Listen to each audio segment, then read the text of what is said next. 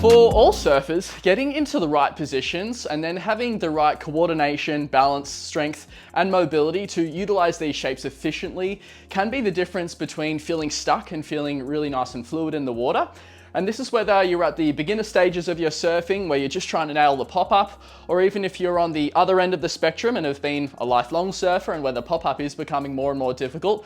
Or of course, if you're just wanting to focus on these other movements and positions required to effectively do things like bottom turns, even generating speed and stalling for the barrel. As a surf coach, this is the stuff I spend a lot of my time helping people with. And for today, I wanted to share 3 exercises that you can complete at home to get your body right for surfing and the demands of the sport, and to get you performing better and just feeling better in the water overall. And if you are new here, my name's Considine, and I'm a professional longboarder, a surf coach, and a physiotherapist. And I created a platform called longboardsessions.com to help surfers experience the best out of their surfing.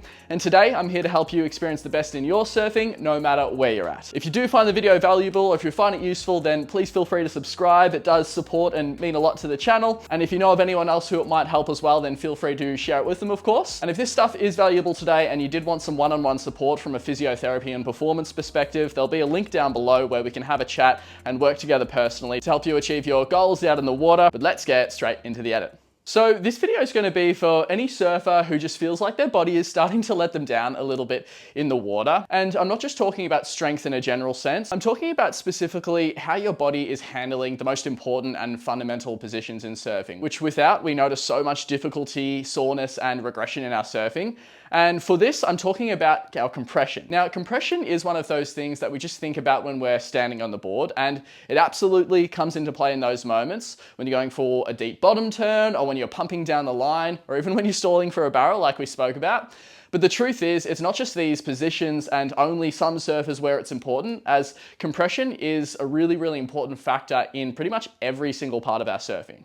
And one of the clearest examples of this, which applies to absolutely everyone right now, is the pop-up. Now, when we can't compress properly, we start to lose our efficiency out in the water. We start catching a foot or a knee on the pop-up, or landing our feet where we don't want them on the board after we've popped up. And we can't get as low or elastic off the bottom, and we just struggle to get the feet under us and connect cleanly with the board. That's where you start to feel a little bit clunky with your takeoffs, maybe even a little bit sluggish when you're trying to turn or pump, or even unstable when you're trying to get lower for a barrel or something like that. What we're going to do today is cover 3 specific exercises that target the 3 key elements of our compression, these being our endurance, our mobility, as well as our strength. And these 3 go hand in hand, and if one of them is missing, you'll tend to notice this quite a lot in your surfing. So the first exercise we're going to dive into is our wall sits. Now, wall sits are one of those things that seem super simple, but when it comes to endurance in a bent knee position, which is our compression, this is going to be our surfing in a nutshell, and there aren't many movements that are better than this for that. Surfing isn't just about hitting one maneuver and then standing tall, as we know.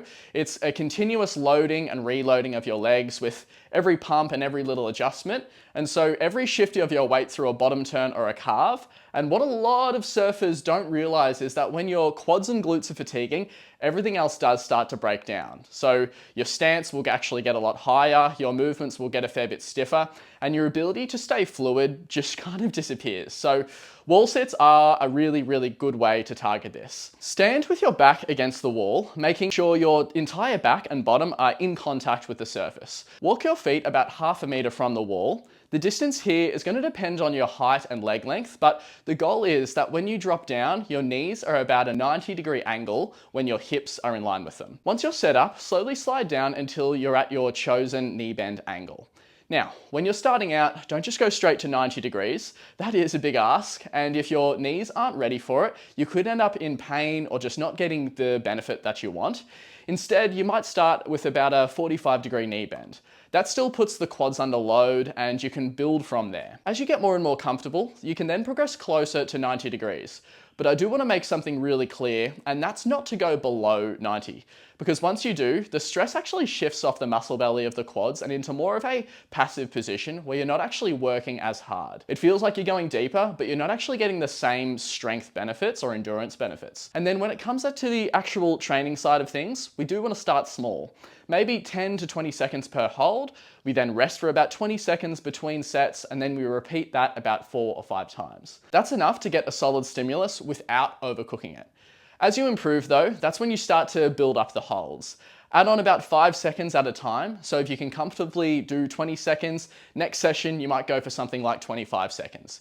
Build it slowly though, not increasing every session so your muscles actually get the chance to adapt and we don't just steer into overload. And a really important key point here is you should keep your sets consistent. What you don't want to end up doing is going all out on your first set, hold for 40 seconds and then burn out so badly that your final set is only 5 seconds or so.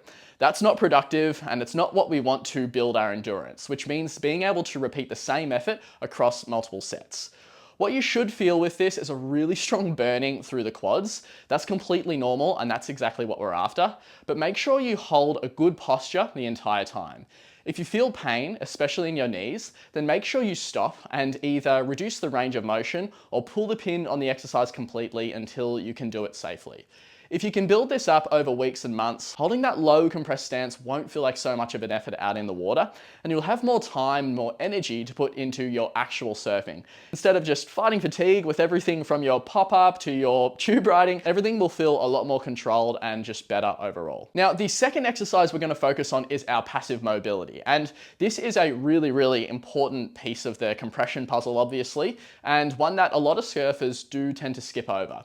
If your joints can't physically move into a compressed position, it doesn't matter how strong or fit you are, you will be put up against a wall. And if you see that surfers are struggling to get their hips under them with their pop-up, or they're never quite able to coil enough for things like their pop-up or a deep bottom turn, then this can be a massive issue that we're going to address. The movement we're going to use to progress this is going to be our child's pose progression. So to start out, we want you kneeling on the ground and bringing your hips back towards your heels. The aim here is to try and let your bottom rest on your heels and just to sit there. For a lot of people, especially if you've had prior knee injuries or current knee injuries, like our meniscus issues, reconstructions, or total knee replacements, this might feel quite uncomfortable, which is totally fine because there are some good adjustments we can make for this. So don't push into pain, but instead we're going to go to the limit where maybe there's a slight amount of discomfort, but definitely nothing sharp and definitely nothing too worrying. Now, if you need to place a pillow or a folded towel between your bottom and your heels, then that will actually help to reduce the load on the knees and can make this position more comfortable and more accessible. Over time, as your body adapts, you can reduce the height of the pillow until you're hopefully sitting fully back onto your heels. And once you're comfortable here, the next step or next progression is going to be to bring the spine and the hips into the movement by coming into our full child's pose. From the same position, we want to reach our arms out in front of you and drop your chest down towards the floor or your knees. Now you're combining hip, knee, and spinal flexion, as well as getting a really nice stretch through the lats, which are the powerhouse of our paddling. And we can start to think of this as the maximum coiled up position, as everything is tucked in, hips, knees, and the spine, not the ankles, but we can focus on that another day. And the more you can relax into this, the more range that you'll be able to open up and the better you'll be able to handle those extreme compressed positions, especially through your joints in surfing. When you're doing this, hold for about 20 seconds to start. And as you get more comfortable, you can build it up to 60 seconds or even longer than that. This isn't something that you need to rush. The whole point is our relaxation and allowing the joints and soft tissues to adapt to this. And therefore, the key will absolutely be consistency. If you stretch once a week only, you're probably not going to see too much change, but if you are able to get this one into a regular sort of practice and part of your routine, you'll notice that the coiling up for your pop-ups feels easier, getting low for the barrel feels a lot more natural, and you'll just have more freedom of movement with so much of your surfing. Now, the third exercise is going to be about our strength, and this one's huge. Mobility and endurance are great, but if you don't have the strength to actually use those ranges of motion under load, your body will actually avoid them. And that's when you see surfers potentially bending at the hips and kind of sticking their bum out and coming into that poo stance. It's not powerful, it's not clean, and it really doesn't help in any of our surfing, especially those critical moments.